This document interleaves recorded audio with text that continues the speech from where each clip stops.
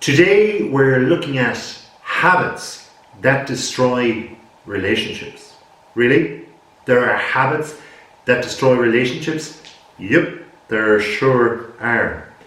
So it's habits, I suppose, that create the reality within a relationship. So it's, of course, up to two people within that relationship to have those habits and to keep those habits going over a long period of time, to create a behavior as such in order for the relationship to, well, destroy itself, or for one or another person to destroy the relationship themselves.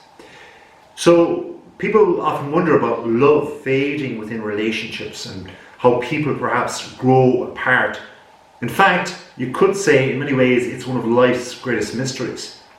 Now, I'm not just talking about relationships that are romantic, but of course, if you're in one, then you'll wonder all about this particular video and how these habits, and what are these habits that actually destroy relationships. But it can also be your friendships within that relationship, your relationship with a parent, your relationship with a son or daughter, your relationship with lots of people. So within the actual realm, I suppose, of closeness and loving relationships, then, what makes these things sparkle and the tingle going on? Well, as said, some people presume that love just fades, but it's the habits within the relationships that can actually make the relationship become destroyed or toxic. Passion, the golden thing of passion, attraction, admiration, and even closeness that was once felt between two partners can actually go.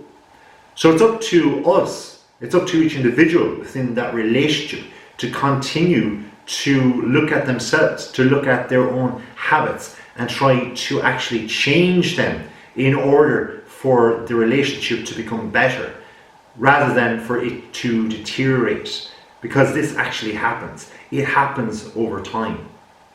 So it becomes behavior. Habits become the behavior not only of one person but of two people, because if you're one person in the relationship and you have bad habits and you're not too well aware of that, the other person is going to tiptoe around you and actually, well, they're going to realize that this is the behavior of the relationship.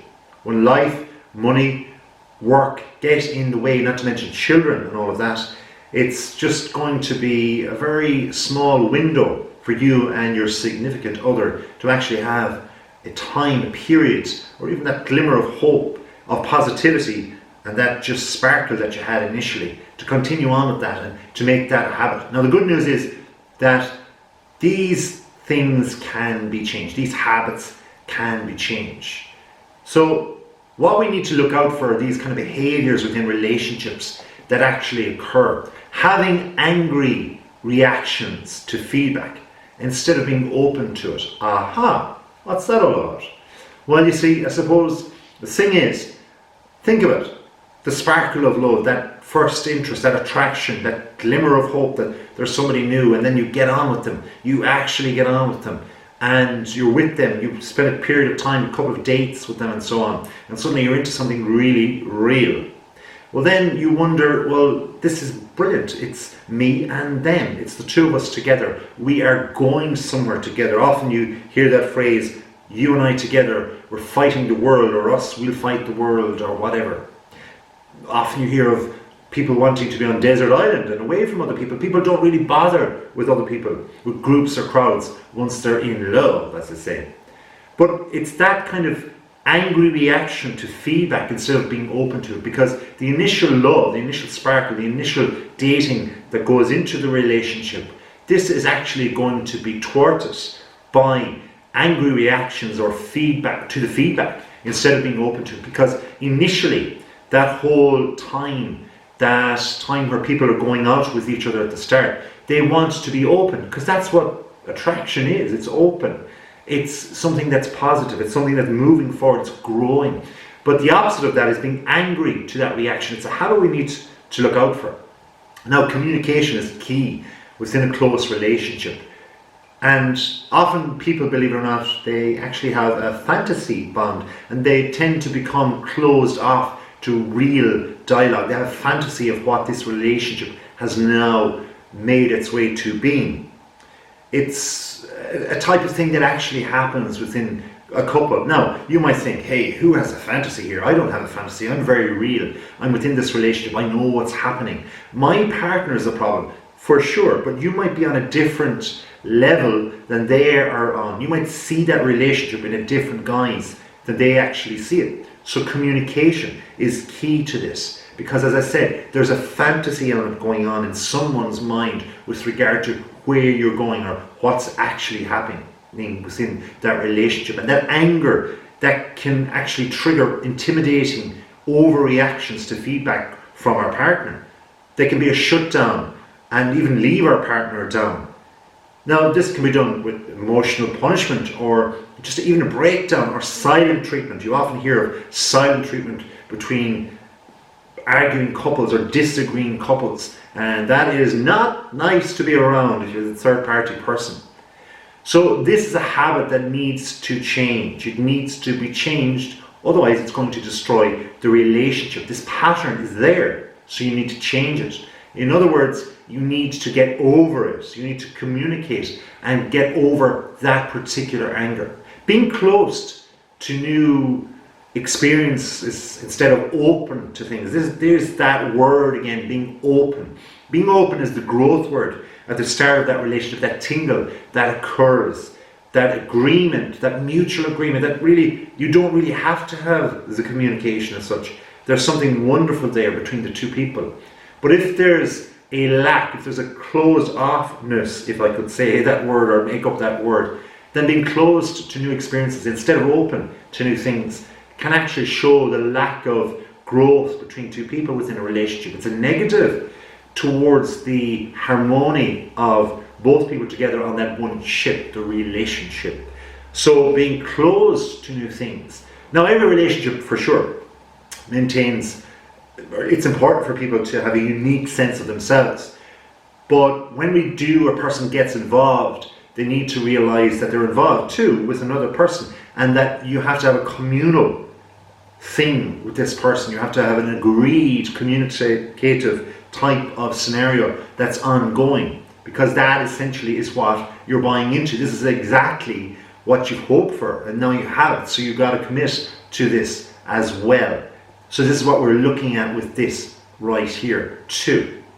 Another thing that we look at, other than the anger, other than the communication, is deception. Oh, that deadly word of deception. Using deception and duplicity. Whoops, I just said that wrong. I need to say it twice. No, I don't, because duplicity says itself. Deception and duplicity being used instead of honesty and integrity. Two big words, honesty and integrity.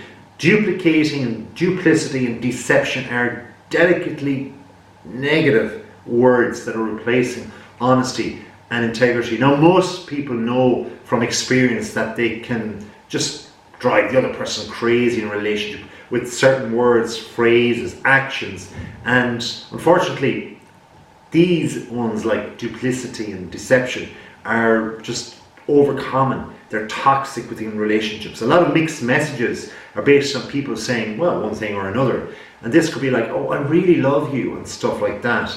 An overemphasis of really how it's said. I want to be close to you.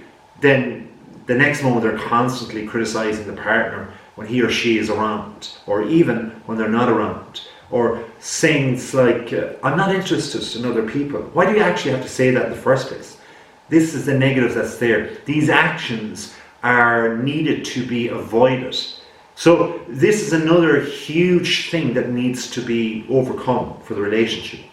Overstepping boundaries instead of showing respect for them. Boundaries, I mentioned a moment ago how people are individuals first, then they go into the relationship. Then there's two together. For sure you have to acknowledge and be empathetic towards the other person within the relationship, but also to acknowledge that the relationship is for you and for them. It's a communal thing. But you actually have to show another depth, the knowledge for the boundaries that's there for the other person. If another person likes something, if they like sport and you like music and you hate sport, they hate music, Well, you have to have a communal thing between the two interests, something that you perhaps can go to with each other, rather than actually thwarting the other person or overstepping boundaries and not allowing them or wishing them well when they're going to a sporting occasion, because you know they love it. It's their passion. If your passion is music and then they're thwarting your passion, well, then that's two disagreements, and these are horrible habits to begin to, well, bring into a relationship and to continue with the relationship. These are just some things. I've got more. So see what you think. And remember, always remember that you are you as an individual, but you're also one of two or more in a relationship. So thanks for watching. Please subscribe if you haven't already. If you have, well, thank you very much. Until next time, have a wonderful day.